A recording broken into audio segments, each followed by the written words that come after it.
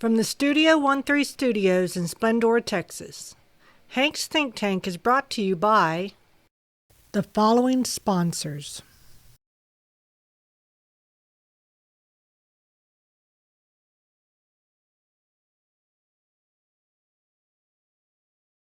Quiet on set. Picture is up. All right, roll sound. Rolling. Roll cameras. Cam's rolling. And 3, 2. Hey everybody, what's going on? And welcome to Hank's Think Tank. We're here, it's a weekday, and I'm looking forward to having this discussion with these guys.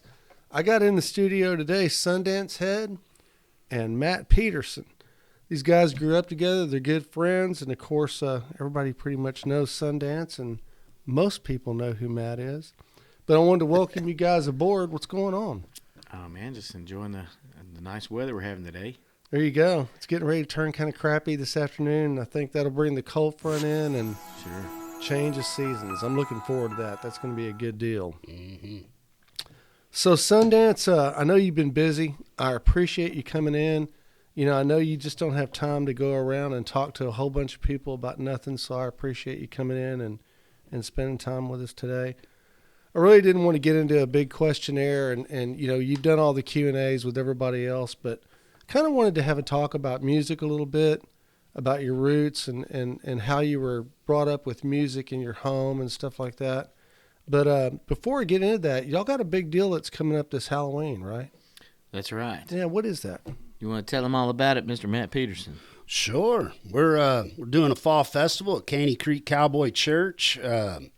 Just kind of going to be like a trunk or treat. Food trucks are going to be there, and some wonderful entertainment by Sundance Head and Company. It's going to be excellent.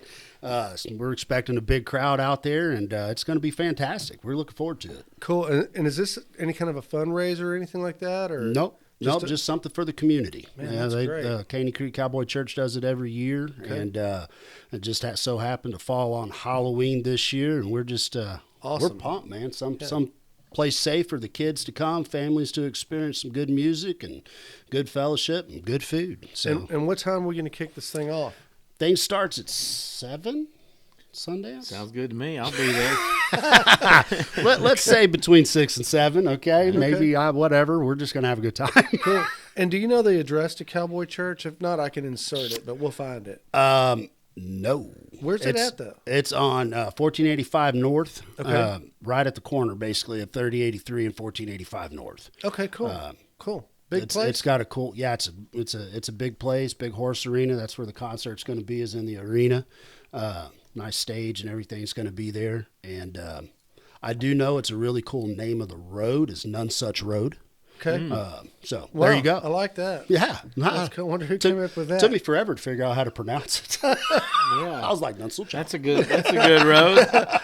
Is it German or what? Yeah, That's a fun exactly. road. There's a road down at the Lufkin Loop that we always like to go down when we go up that way. It's called Old Gobbler's Knob. And that's a fun road, man. That's cool. I wonder who comes up with stuff like that. That's great. Yeah. You know, and how do you file that kind of paperwork to get it done? Sure. I don't know. I don't know who came up with this one, but I have a sneaky suspicion Pastor Mark Grimes had something to do with it. I like Probably it. so. Yeah. Well, it sounds like it's going to be a cool event. I like the idea that it's a good, safe place for the kids to go. Yeah. Because we need that these days. Yeah. You know, you never know what's going to happen with them wandering around these neighborhoods and stuff. Yeah, So exactly. that's a good deal. Yeah. Yeah.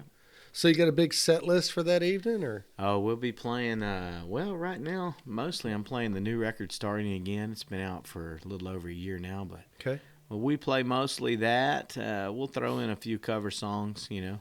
Cool. But mostly we're playing the new record, so. Yeah. Yeah. What label's that record on?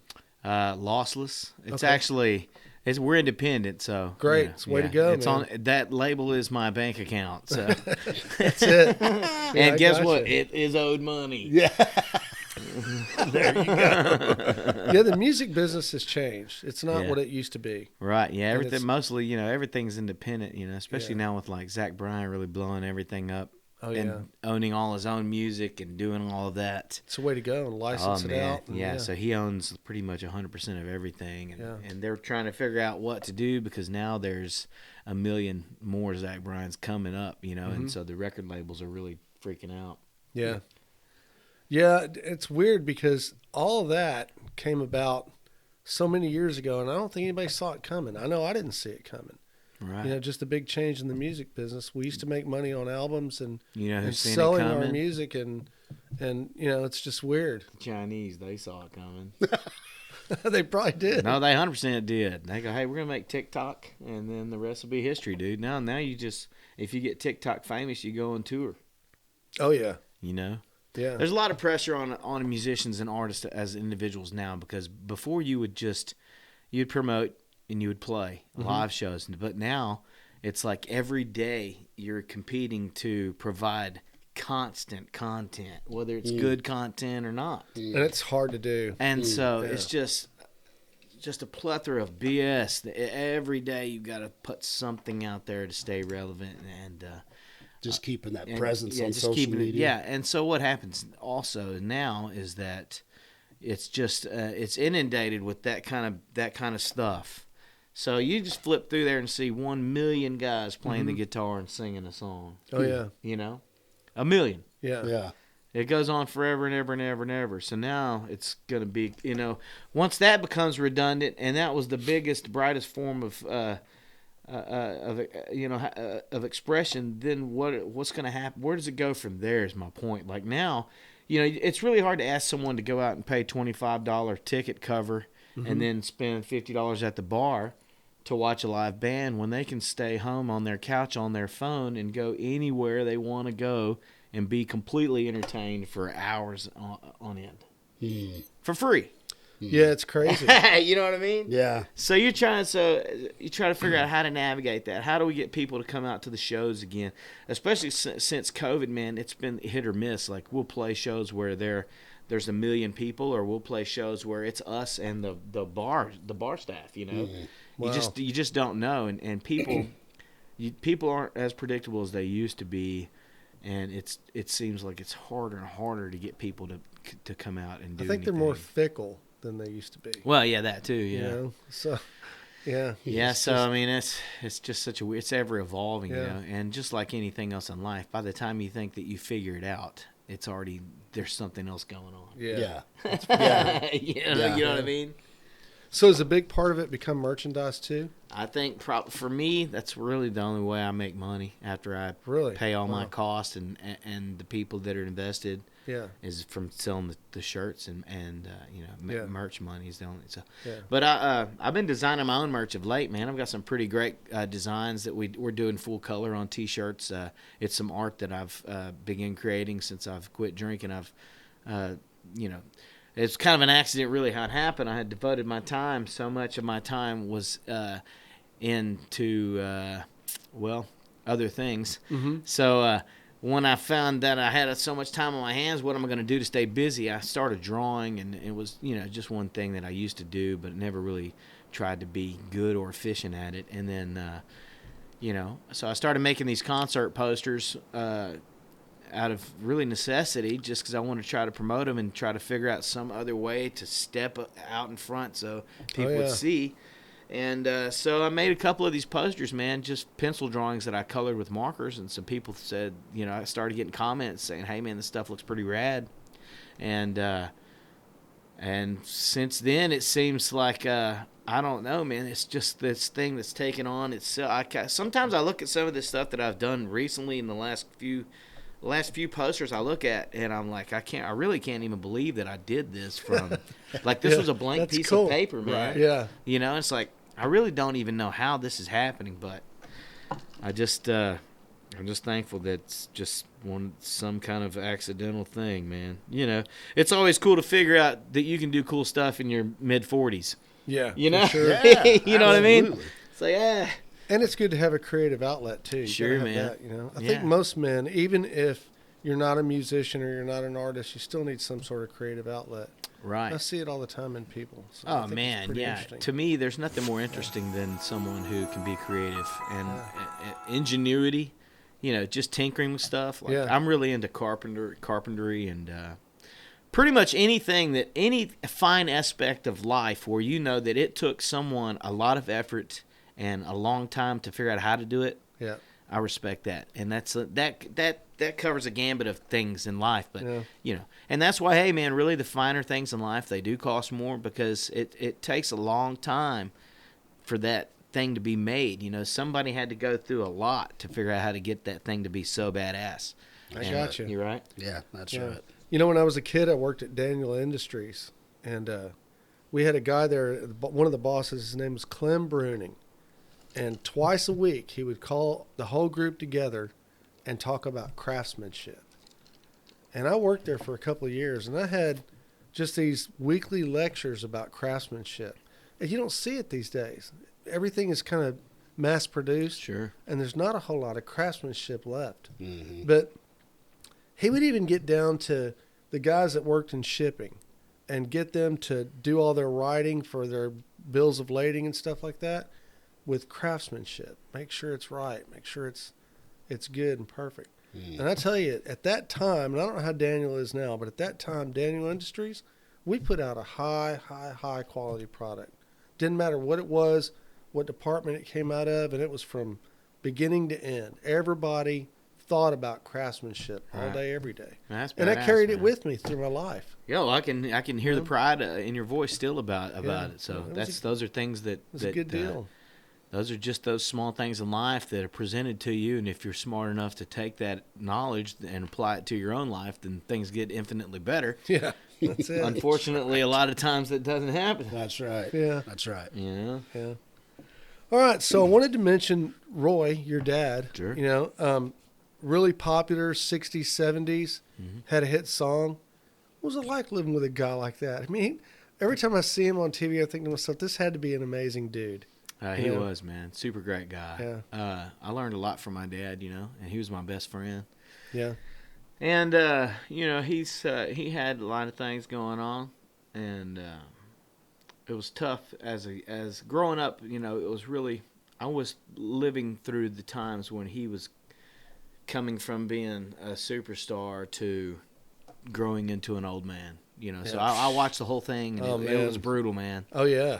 Nothing's more But, brutal than yeah. getting old. I know, man. know. But, I watched how he handled it and the things that he did. He did a lot of things wrong, and he would have been the first person to tell me that, and tell us that. But in the end, man, he was blessed because he had got sober, and he lived the last 6 years of his life sober, had a great relationship with God. Really, we became super best friends, and I respect him even more now,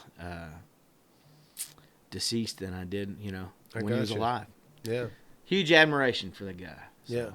Yeah, he was a So great dude. when you were a kid, I mean, at what point did you decide, hey, I want to be a musician? Never, man. I was 33 years old whenever I So it just happened, huh? Well, I was 33, man, and I had a buddy that I had always played around music and never took it as anything serious. I wish that I had. Yeah. I wish I had paid attention and really took those opportunities to advance, but I didn't, man. I just kind of, I was pretty much a jackwagon dude, just floating around, doing whatever I wanted to. Didn't really have anything holding me accountable, no bills, no infrastructure. Right. So I just, Living the dream. Living the dream, dude. So right after high school, I just I didn't do anything, man. So I went to work for a while for a Ford shop, and I enjoyed working there. I worked there for about 10 years of my adult life, and I went from sweeping floors to becoming the expediter. I had an office and a Wow. desk and everything. Yeah. So I went through that whole process, and I enjoyed it, man. I enjoyed the camaraderie and having something to do and people relying on me every day. I really thought that was cool. So Yeah. so that's what I did, man. And during that time, I was just picking around, writing songs and stuff, playing, doing things like that. But never like, hey, man, I'm gonna go try to do this and make money. Yeah. So my buddy opened a place on 1960. And it was he come to me and said, hey, man, I've got a bar. I want you to come be the resident on Wednesday nights. And I said, dude, I can't even I can barely play 45 minutes worth of music on a guitar, at that time. And I was 33. And he said, look, dude, I believe in you. And his name was Bob Tatum, actually. Mm-hmm. He said, man, I believe in you, dude. I think that you have the ability to be an artist, and I want you to come down and work it out on these Wednesdays. And so I'm giving you the opportunity in the building to do it, So I really couldn't pass it up, man. So I talked to Misty, and she's like, yeah, let's go see what's up. So she started running sound for me. We kept everything in-house. I mean, she ran sound up until I didn't have to provide my own sound anymore. We kept it like that forever. Wow. And she was a badass sound engineer, man. Never had any training, just knew how to make it sound good, Yeah. That's really all you got to do. That's I it. don't want to see your degree, man. I just don't want to hear any squealing. That's it. Yeah, so when I was 33, man, after we had tried out for American Idol, and then Levi was born around the same time. And so well, you went pretty far in America. I made it to 13. I don't know how, because I didn't understand the politics, the progression, or the game at all. And so, but I did on the airplane ride home, But and the weird thing was, once I was on American Idol on the way home, before I got home, we had already had a contract, a major record label deal with Universal Motown. Cool. So, man. And at that time, I had 100 indie labels that were approaching me in Texas. Yeah. But I seen the big names, so I went with Universal Motown, and it turned out, to be this, like everything else, the wrong decision. But I should have went with a boutique label that would have invested in me as an artist and grown me regionally first, and then how it goes. But so I signed with them, and the record got shelved. And at that time, I just went back to work, man. I went back to work at the machine shop. Then Obamacare rolled around, and I was 33 years old, man. My company said, hey, we're going to cut everyone down to 39 hours so we don't have to pay the insurance premium at 40 hours. Yeah. Oh. And so that's just brutal. And so immediately, dude, from one paycheck to the next, I lost all benefits, all seniority, everything. Dental, health, vision. That's wrong. Everything was gone. It's just wrong. And because you don't qualify for any of that stuff unless you meet the minimum of 40 hours. Yeah. Yep. So whenever Obamacare rolled out and it was mandatory, all the major companies dropped their employees that weren't essential down to 39. So that's what happened to me. And at that point, I believe I was playing by then, Thursday, Friday, Wednesday, Thursday, Friday for $150 anywhere I could.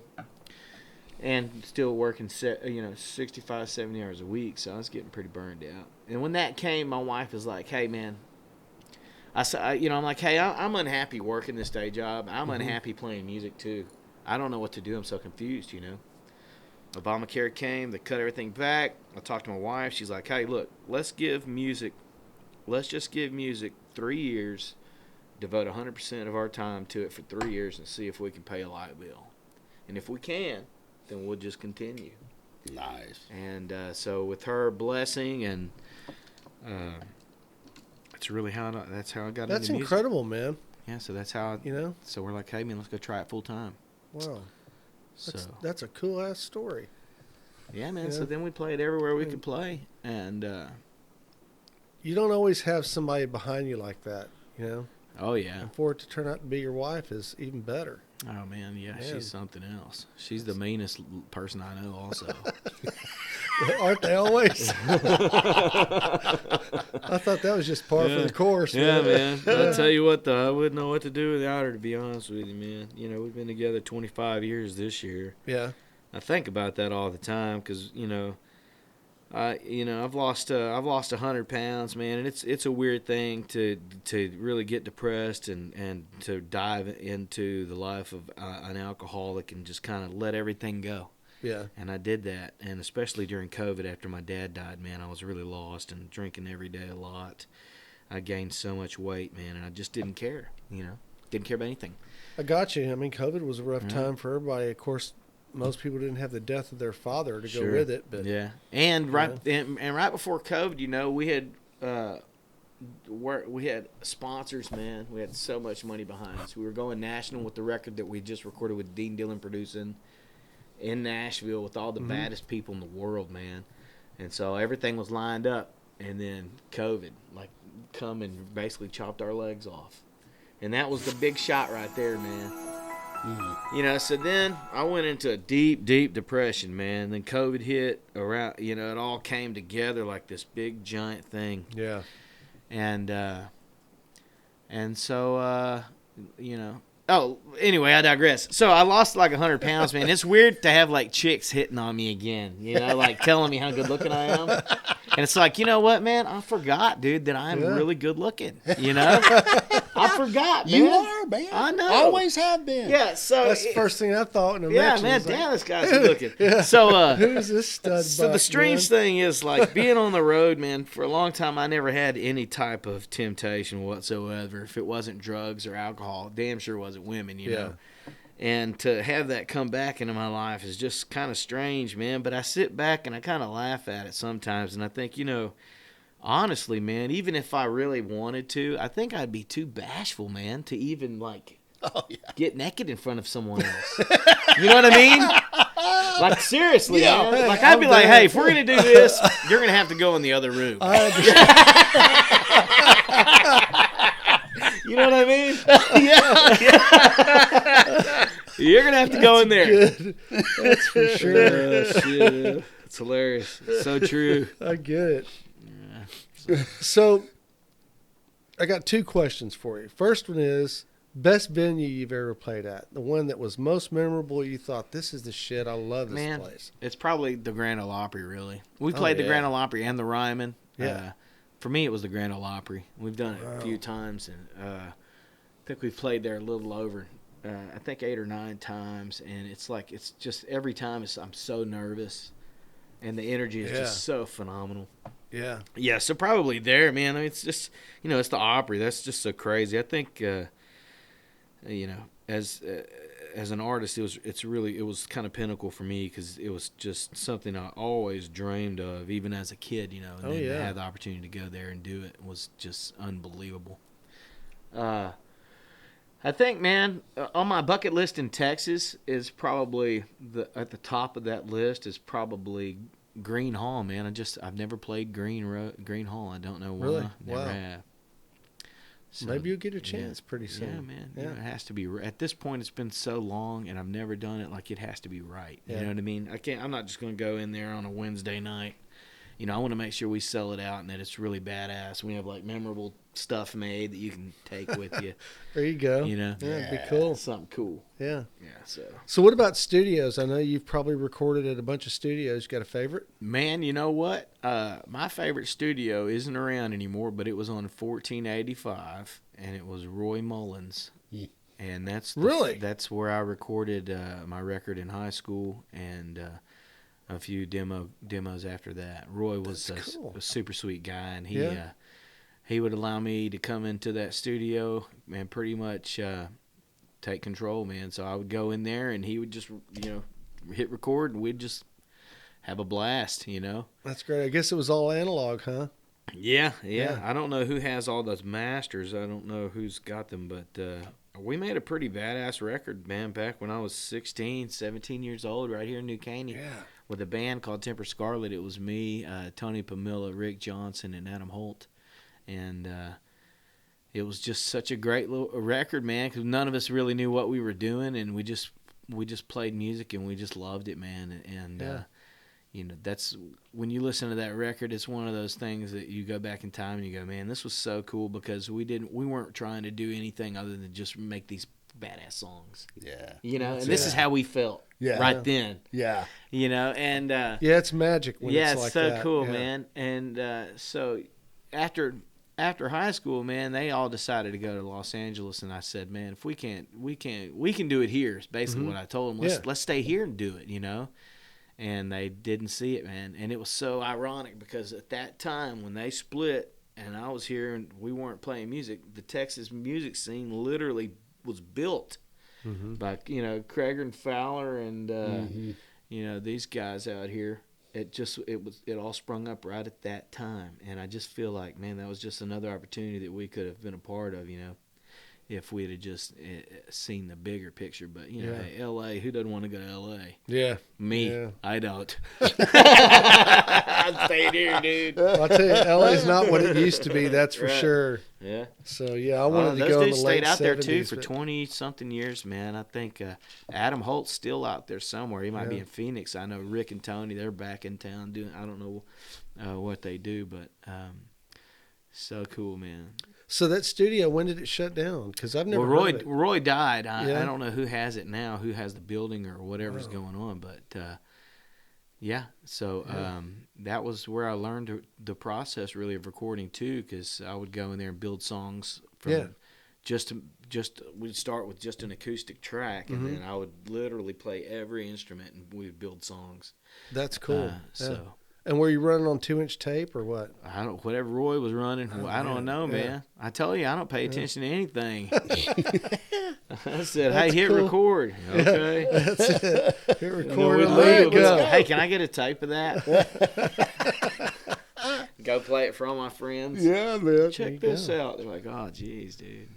All right, so what's your bookings look like the next, couple months? You pretty much booked we're pretty up? much booked. We're booked out, man. You can't never work too much. That's what we do for a living. So we love to play music.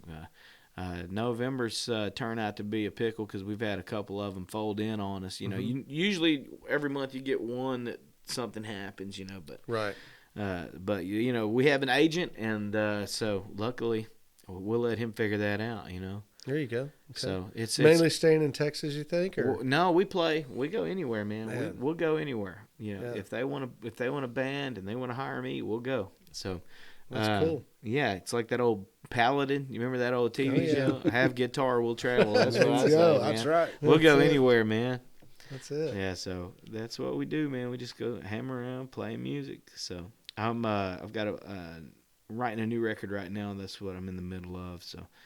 It's kind of an even flow.